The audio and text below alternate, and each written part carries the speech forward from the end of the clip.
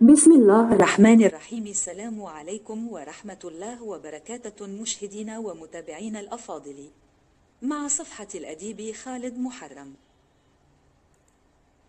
In the name of God, the most gracious, the most merciful, may God's peace, mercy, and blessings be upon you, our distinguished viewers and followers, with the page of the writer Khalid Muharram.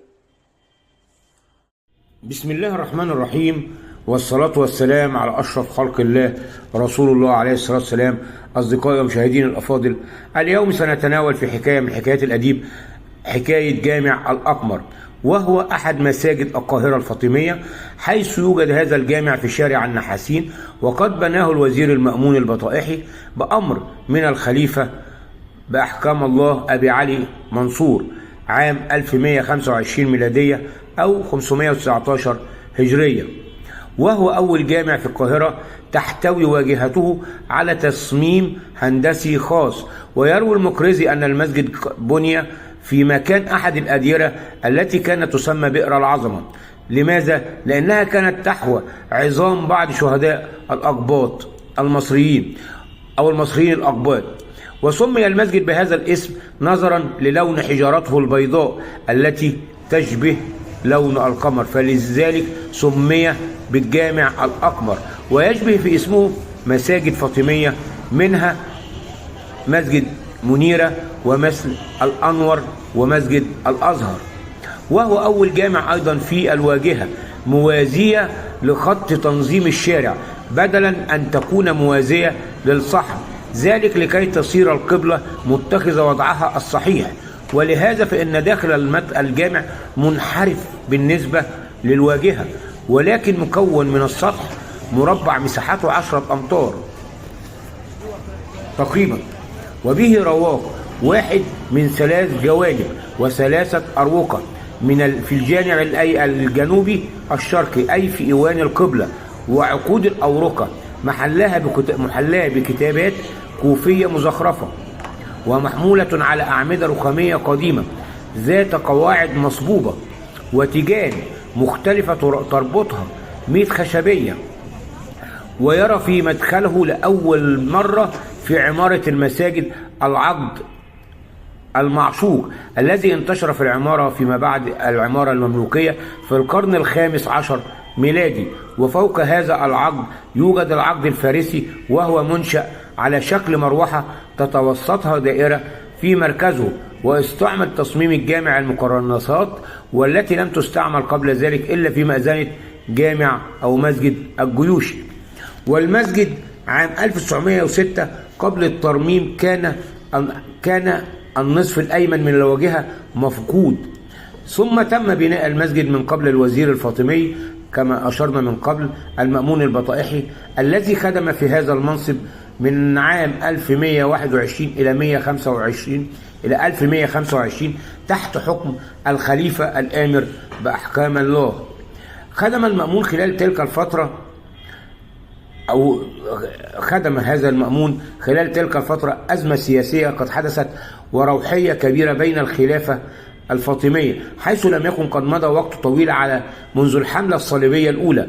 بدأ عددا من الإصلاحات وأعاد الجوانب الاحتفالية للخلافة سواء في القصور أو في الأماكن العامة، كما قام بعمل تجديدات أخرى على القصور الفاطمية الكبرى. ثم تم القبض عليه بعد فترة وجيزة من الانتهاء من المسجد عام 1125، وتم إعدامه.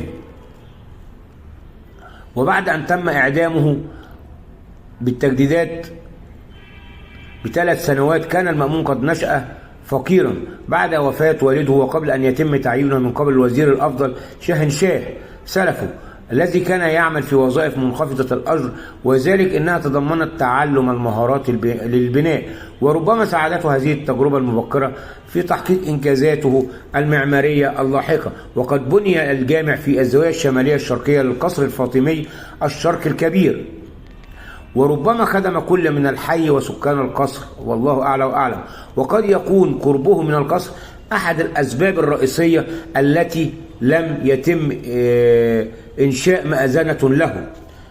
لماذا؟ لأنه على الأرجح يمنع أي شخص أن يتسلق على المأذنة أو يتلصص وينظر داخل قصور الخلافة. وقد قام فيما بعد الأمير المملوكي يلبغ السلمي بترميم المسجد عام 1393 وأضاف له مأذنة، ولكنها انهارت بعدها بعدة سنوات تعدت 10 سنوات عام 1412، ولكن أعيد ترميمها لاحقا، بالإضافة إلى أكشاك المتاجر على يمين المدخل، كما قام السلمي بترميم أو استبدال المنبر والمحراب ومنطقة الهدوء. ويرى الجبرتي أن سليمان أغا السلحدار أمر بتجديد الجامع في 1236 في عهد محمد علي باشا ليعيده إلى الخدمة مرة أخرى بعد فترة من الإهمال ضربت أركان الجامع. وهذا هو أو هذه هي حكاية جامع الأقمر، مع تحيات الأديب خالد محرم، والسلام عليكم ورحمة الله وبركاته. بسم الله الرحمن الرحيم، والصلاة والسلام على أشرف خلق الله رسول الله عليه الصلاة والسلام. أصدقائي ومشاهدين الأفاضل، اليوم سنتناول في حكاية من حكايات الأديب حكاية جامع الأقمر، وهو أحد مساجد القاهرة الفاطمية، حيث يوجد هذا الجامع في شارع النحاسين، وقد بناه الوزير المأمون البطائحي بأمر من الخليفة بأحكام الله أبي علي منصور عام 1125 ميلادية أو 519 هجرية، وهو أول جامع في القاهرة تحتوي واجهته على تصميم هندسي خاص. ويروي المقرزي أن المسجد بني في مكان أحد الأديرة التي كانت تسمى بئر العظمة.